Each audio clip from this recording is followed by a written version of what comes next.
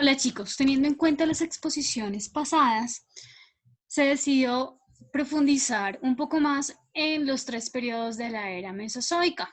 Entonces, para eso voy a dar una explicación más profunda sobre lo que era el clima, la vegetación y los organismos característicos de cada uno de los periodos.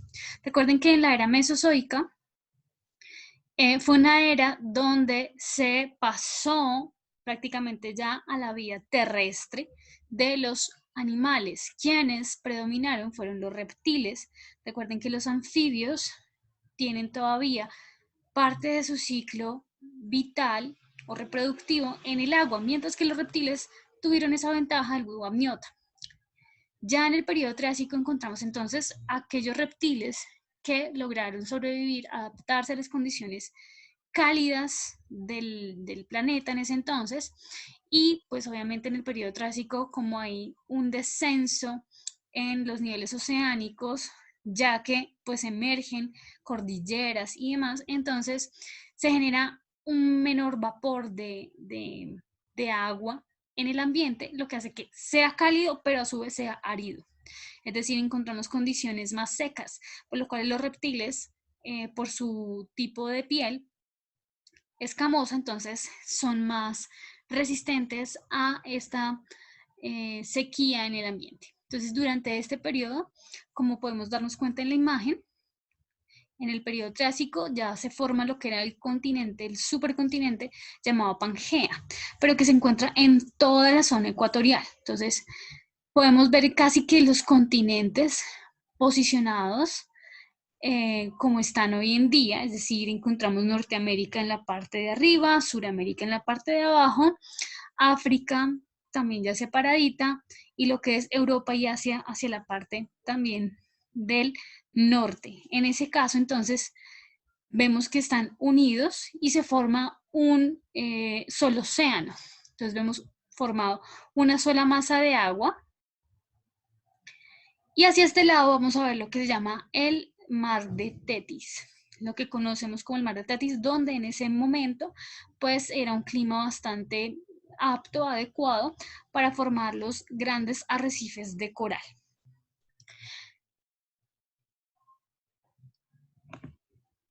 ¿Cómo era la flora del periodo Triásico? Entonces, recuerden, habían helechos como estos, helechos grandes, habían cícadas. Esta es una foto de una especie de cícada y estas son otra especie de cícadas, pero pertenecen al mismo género.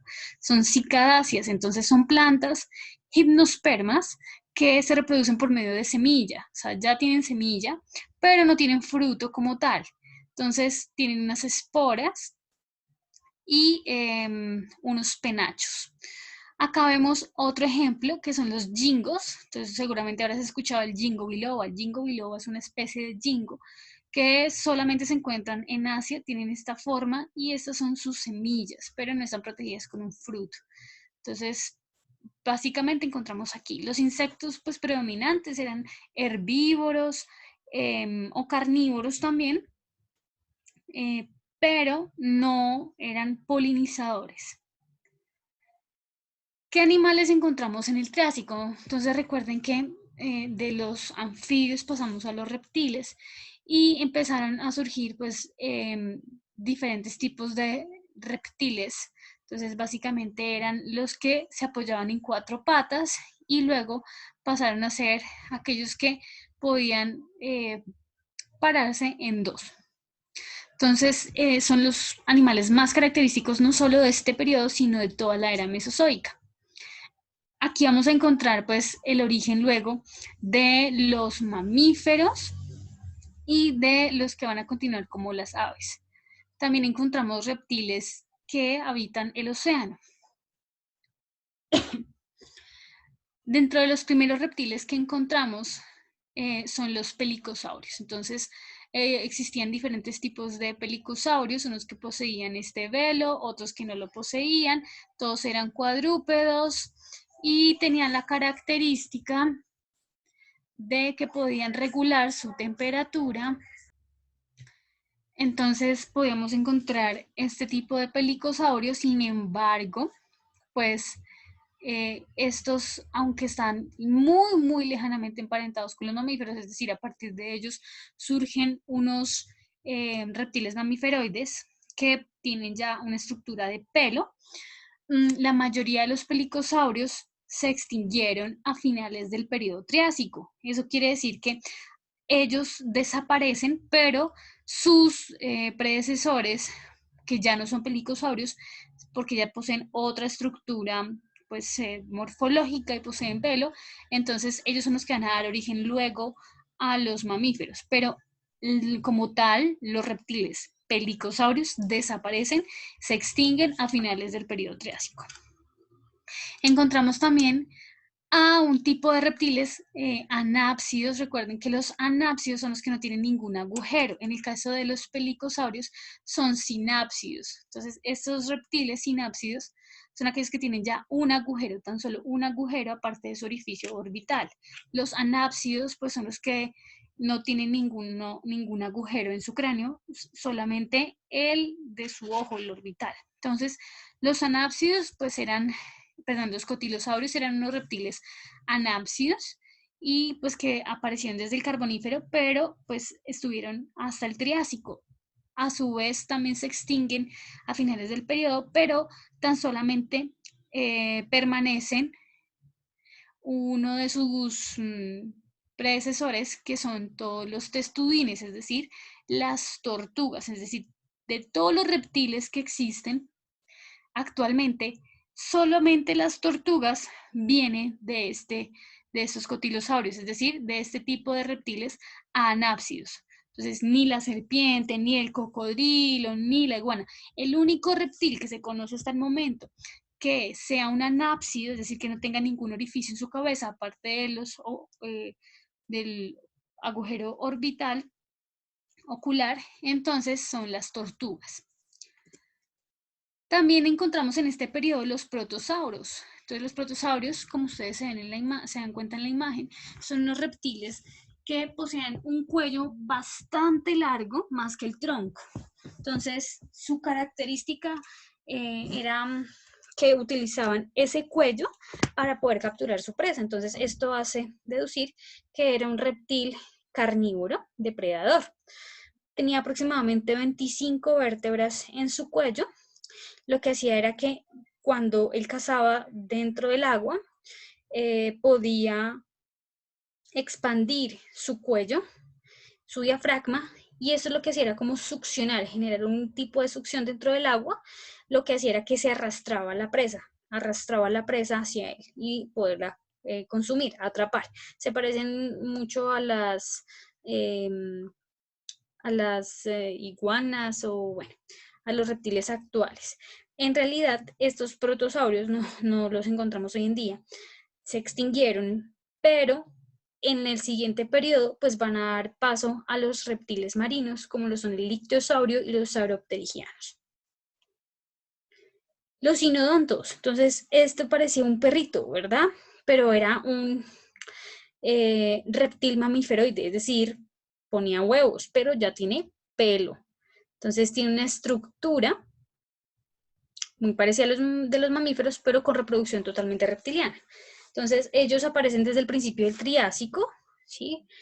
Es el descendiente del que vimos hace un momento, de los pelicosaurios. Fue un grupo con bastante éxito, es decir, se reprodujo muy bien. Características, pues tiene un pico córneo, es decir, es como achatado, y tiene unos dientes afuera. La disposición del cráneo pues ya es totalmente diferente, posee músculos en sus mejillas, lo que le permite pues tener una mejor mordida, ya tiene un oído especializado, un metabolismo endotermo, es decir, que no depende únicamente de la temperatura del medio para poder digerir sus alimentos, sino que su propio metabolismo es autónomo y produce su cuerpo el propio calor. Las extremidades ya están totalmente abajo del cuerpo, no están hacia los lados. Y ya tiene unas fosas nasales con un hueso nasal. Y pues lo que hace es que pueda moverse mucho más fácil. Obviamente el pelo también el cuerpo es recubierto de pelo. Ellos, los sinodontos, pues van a dar origen a todos los mamíferos de la siguiente era, que es la era cenozoica. Los sinodontos a finales del periodo, Cretácico, pues con la gran extinción, varios de ellos pues desaparecen, pero los que quedan son los que luego van a dar origen o seguir dando ese paso al linaje de los mamíferos. Es decir, ellos van a dejar descendencia que va a continuar en la era cenozoica. Otro de los reptiles más importantes de este periodo son los tecodontos. Entonces, estos ya son reptiles bípedos, mira. Entonces, tienen una postura erguida, caminan en dos patas y las otras dos extremidades son mucho más cortas. Esto hace que sean mucho más ligeros, más rápidos, tienen colas mucho más largas para mantener el equilibrio, su cuello es un poco más largo, dientes mucho más afilados y cortos. Y bueno, esto generó una gran ventaja para este tipo de dinosaurios, porque va a dar origen prácticamente a todos los demás dinosaurios del periodo Jurásico.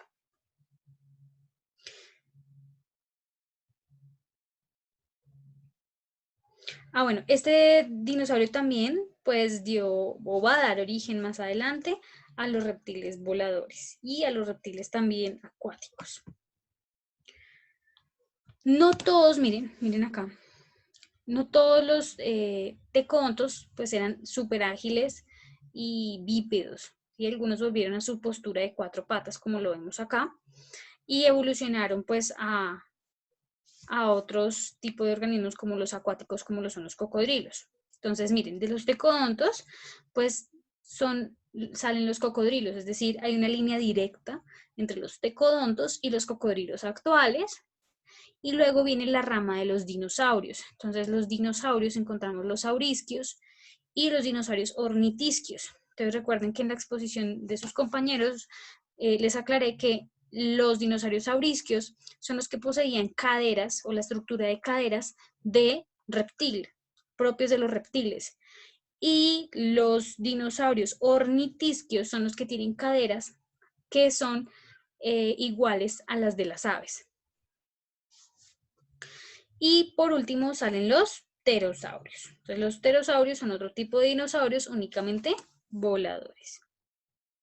Entonces tenemos aquí nuestra clasificación de los ornitisquios y saurisquios. Entonces mira, la saurisquia, que es la cadera de lagarto, que es esta es la saurisquia, y ornitisquia, que esta es la cadera de ave. Entonces mira esta cadera de un dinosaurio ornitisquio, mira dónde está el ileón, ¿sí? Este es el ileón, el isquión, en la parte de atrás, y el pubis.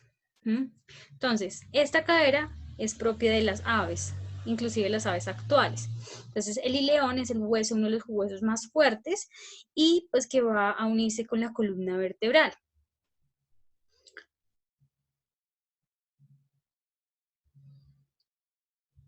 Entonces ya vamos a pasar al periodo Jurásico. Entonces recuerda que en el periodo Triásico hay una extinción debido a los grandes movimientos telúricos porque se empieza a separar Pangea. Entonces en el Jurásico ya vemos a Pangea separadita, se empiezan a mover esos continentes y pues hace que haya un aumento en las erupciones volcánicas. Hay una gran extinción en masa donde muere el 80% de los animales, tanto marinos como terrestres. En el Jurásico, sin embargo, siguen existiendo pues una gran diversidad de dinosaurios. Entonces, después de ese periodo, pues hubo un momento de recuperación que tuvo que transcurrir aproximadamente 20.000 años para que se pudiera recuperar nuevamente la naturaleza. Este periodo Jurásico, pues tiene varias épocas, inferior, medio y superior, en donde encontramos entonces bastantes pruebas o fósiles de los dinosaurios del Jurásico, pues en todos los continentes. Todavía estaban unidos y recuerden pues que en el Triásico hubo una también diversificación porque estaban todos los continentes unidos. Entonces eso permitió pues de que todos los dinosaurios existieran, ¿sí? O se esparcieran por todos los continentes. Entonces en todos ellos vamos a encontrar fósiles de dinosaurios. La flora, pues básicamente es la misma. Sin embargo, aquí en el Jurásico empiezan a aparecer la flora que son los angiospermas, perdón, sí, los angiospermas, que son las plantas con flor, y la semilla está protegida por un fruto. Entonces aquí ya aparece la relación entre los insectos polinizadores, mariposas, avispas, abejas, todos esos organismos polinizadores y voladores, a tener una relación directa con las plantas con flor. ¿Qué significa la palabra dinosaurio? Entonces, mira, la palabra dinosaurio significa lagarto terrible. ¿Por qué lo llamaron, pues, dinosaurios? Porque resulta que en esta época, en el Jurásico, es cuando ya aparecen no solamente los reptiles, o sea, no estamos hablando ya solo de reptiles, sino estamos hablando de dinosaurios. Son lagartos gigantes, lagartos grandes. Y pues debido a eso generaban terror, ¿sí? Generan terror. Entonces, por eso se les adoptó ese nombre de dinosaurio, que quiere decir lagarto terrible. A partir de este periodo, entonces, ya no solamente clasificamos a los dinosaurios por su tipo de cadera, que son saurisquios y ornitisquios, sino también por el tipo de alimentación que tenían. Entonces, los saurisquios, la mayoría tenían cuello largo y enormes garras, y en ellos podemos encontrar los carnívoros, que son los terópodos. Terópodos son todos los carnívoros, y los saurópodos herbívoros. Pero recuerda, son herbívoros y carnívoros, pero con caderas de reptil. Mientras que los ornitisquios, que tienen cadera de aves, todos son carnívoros, todos. Entonces, los únicos herbívoros que poseen se llaman saurópodos y son de caderas de reptiles.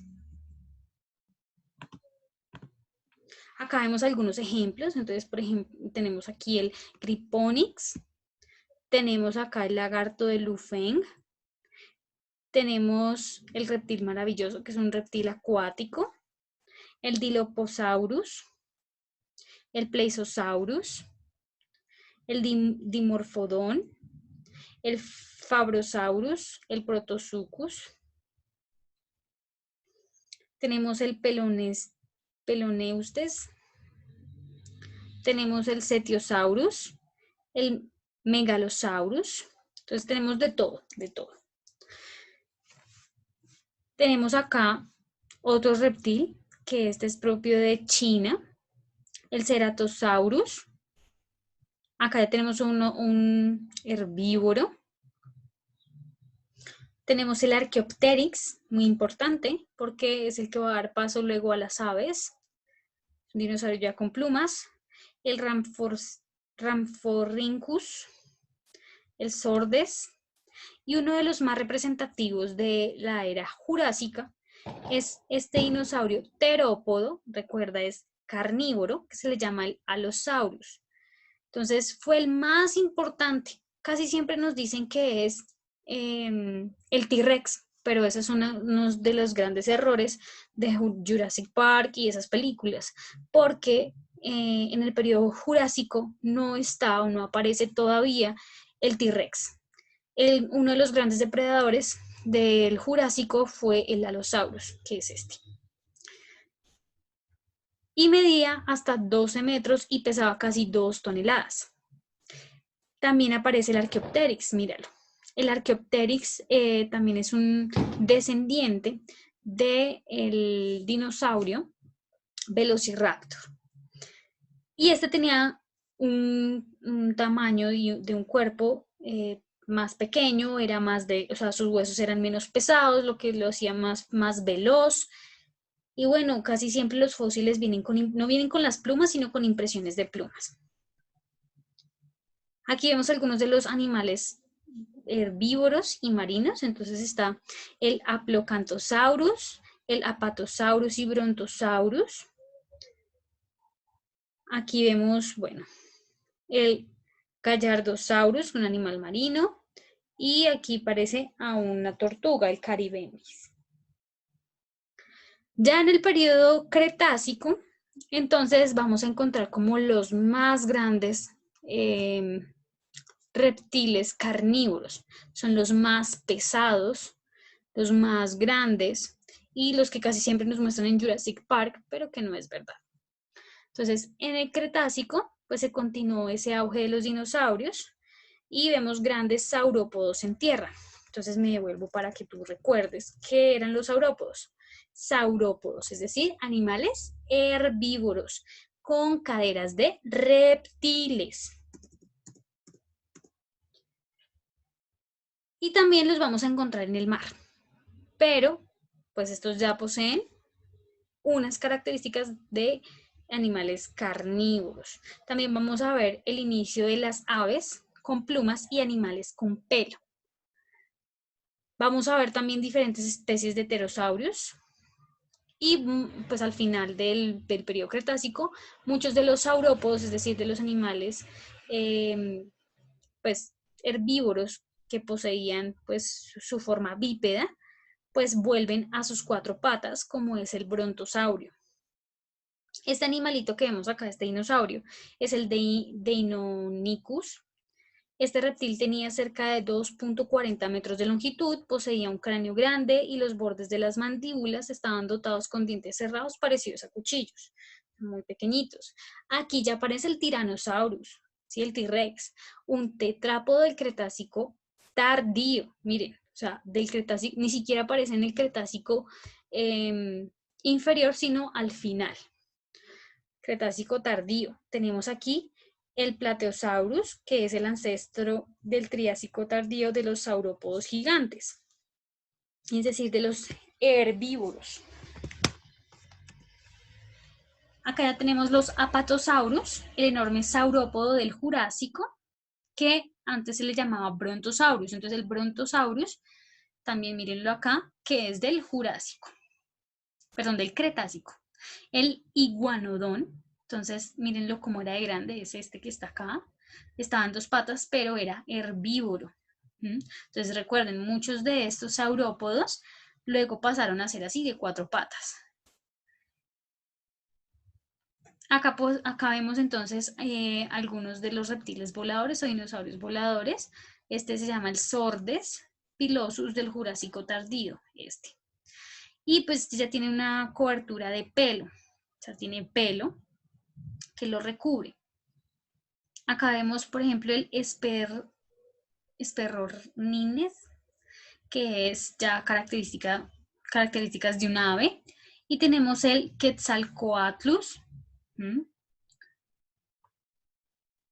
Y bueno, ya después de que ocurre el choque del meteorito en la península del Yucatán, según esa teoría, entonces bastantes dinosaurios pues mueren, se extinguen. Y solamente pues quedan algunos de los anápsidos, como lo son todas las tortugas. De los diápsidos encontramos los reptiles actuales, que es el cocodrilo, que es la serpiente y los demás reptiles. Y también recuerden que estamos nosotros, los mamíferos, que venimos de los conodontos. En ese caso, entonces, para los mamíferos, después de ese choque, el Mesozoico fue un tiempo de experimentación evolutiva y permitieron entonces adaptarse a esas condiciones del ambiente y no eran, por ejemplo, supeditados al clima o a la época, si era día o noche, sino que ellos podían perfectamente habitar en cualquier tiempo y salir a buscar alimento. Por lo que poseían el pelo, entonces les podía generar protección contra el frío también. Su manera de reproducción, pues entonces tampoco era supeditada a un lugar donde pudieran conservar sus crías, sino que recuerden, podían mantener sus crías en su vientre. Depende de pues, si eran placentarios totalmente o no.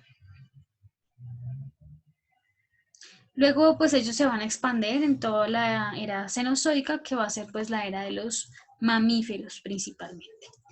Para finalizar, entonces tenemos aquí el mapa ya de